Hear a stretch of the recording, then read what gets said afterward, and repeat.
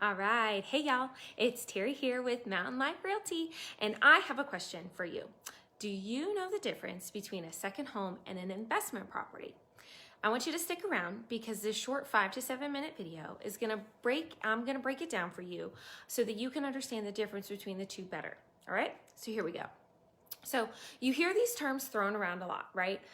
Second home, investment property, vacation home, rental property, especially here in the high country, we hear that a lot. But is there really a difference between the two? And does it even matter what you call it? As it turns out, there are some very big differences between second homes and investment properties, especially if you're going to finance them. So both are a fantastic way to capture appreciation, but both come with an inherent risk and expenses, and you should make sure that you are carefully considering when you should make this kind of purchase. And as with any real estate transaction, you want to make sure you're doing your homework and you want to make sure that you're making a smart choice for your wallet, no matter which path you go down, whether you're buying a second home or whether you are buying an investment property. So let's get into it. What is a second home? A second home is just that. It's a second property where you and your family, you spend time away from your primary home. You might also hear that a second home is referred to as a vacation property. You could rent it out here and there for a few days a year on Airbnb or VRBO, but you primarily use a vacation home or a second home for yourself. Buying a second home makes financial sense if there is one particular vacation spot that you like to visit regularly. So like, why are you going to spend a whole bunch of money on hotels and Airbnbs when you can just own your own piece of paradise that will hopefully appreciate in value over time, right? So let's give an example.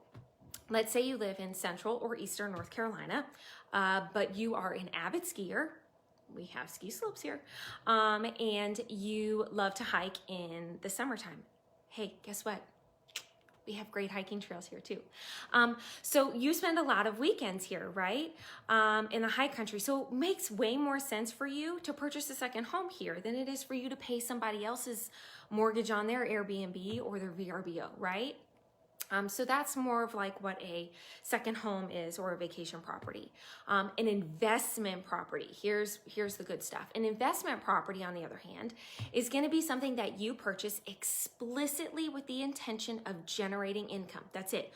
All you're doing is you're making money on it, right? So your investment property is going to be, it could be right next door to your home, it could be in a different state, or it could be right up the road from you. It doesn't really matter.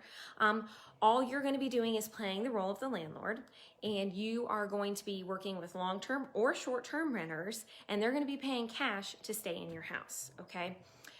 Don't forget, again, I said this before, I just said this before, but don't forget, your investment property is all about you making money, okay? The entire point of owning an investment property is for you to make a profit. There's no emotions and there's no affection towards this property, okay? Before you make an offer on an investment property, you're gonna wanna crunch numbers, okay? You're gonna wanna make sure it's a solid investment for you. Similarly, you wanna make sure that you're considering factors that are important to prospective tenants, like access to public transportation if you plan on renting to students here in the high country. How close is it to App State? If you plan on doing short-term rentals, how close is it to the ski slopes and all their different attractions that they have? Those things are really important when you are looking to purchase an investment property. And so the next part I want to talk to you a little bit about is going to be, how are you going to finance this second home or this investment property? If you plan on paying cash, you can kind of tune me out here for just a few minutes. But if you need a mortgage for this property, you're going to want to know that financing a second home or investment property is very different than when you finance your primary residence. And while mortgages on second homes and investment properties have some similarities, there are definitely some key differences. Interest rate is the first topic we want to talk about. You're going to expect to see a higher interest rate on both second homes and investment properties versus a primary property. Why? Because lenders view those transactions as riskier. If you get into a tight spot with money, you're gonna more than likely stop paying for your second mortgage on your investment property or your second home than you are for your primary home, because you're not gonna wanna be homeless. You're gonna wanna make sure you're paying your primary home's mortgage before you pay the second home and investment property. The second thing is qualifying. Whether you're buying a second home or investment property, you're going to have to probably do some extra legwork in order to qualify for that second loan. Your bank is probably going to require you to prove that you have healthy cash reserves. Sorry about that, got tongue-tied there for a second. So it knows that you can afford both mortgages of your primary residence and your second home or your investment property. They're going to take a long, hard look at your overall financial situation. So you're going to make sure that everything is on the up and up, okay? Down payment. This is definitely different than a primary residence.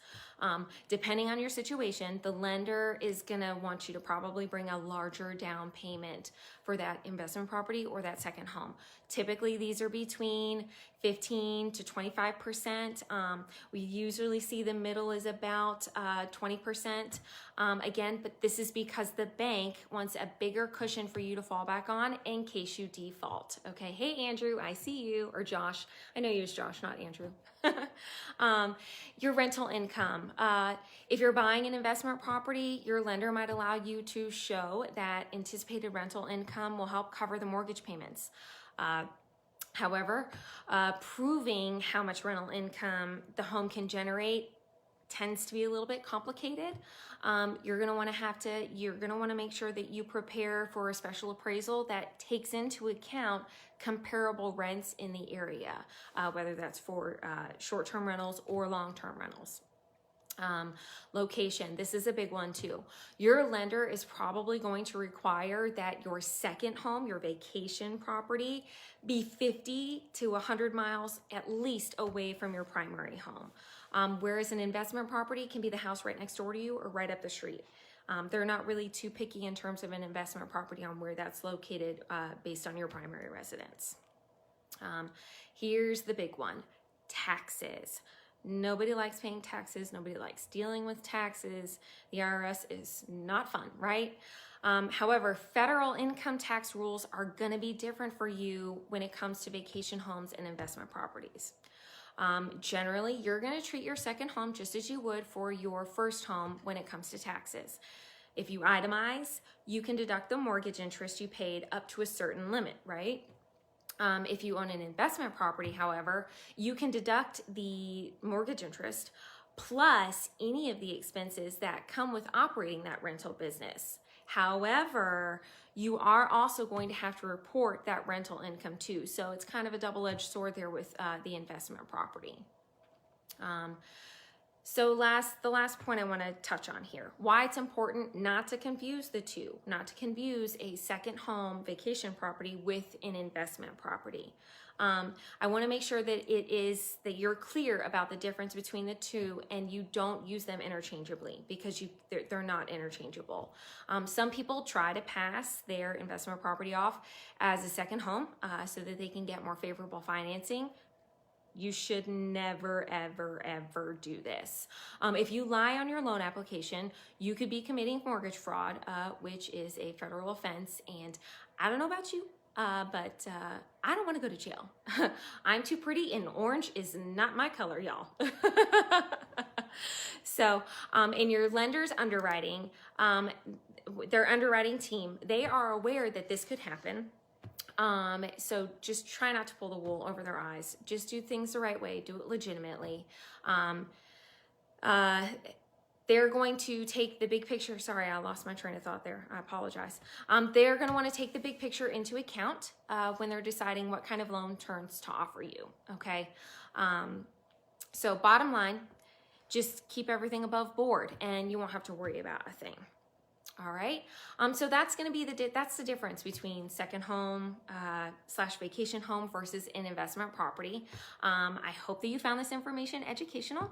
And if there are any topics that you'd like for Derek or I to cover next time, let us know. We'd be happy to help. And if you have any questions at all about real estate, feel free to reach out, call, text, email. We are always happy to answer any questions y'all have. All right. See you later. Have a good night. Bye, y'all.